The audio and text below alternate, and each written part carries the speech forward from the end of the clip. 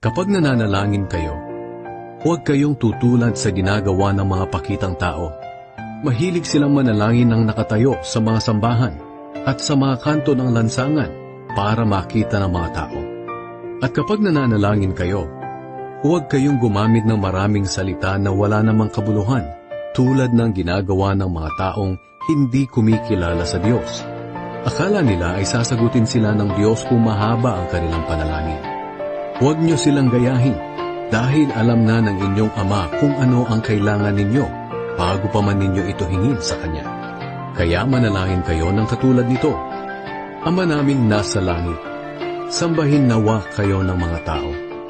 Naway magsimula na ang inyong paghahari at masunod ang inyong kalooban dito sa lupa tulad ng sa langit. Bigyan niyo po kami ng aming pagkain sa araw-araw. Patawarin niyo kami sa aming mga kasalanan, tulad ng pagpapatawad namin sa mga nagkasala sa amin. At huwag niyo kaming hayaang matukso, kundi iligtas niyo po kami kay Satanas. Sapagkat kayo ang hari, ang makapangyarihan at dakilang Diyos magpakailanman.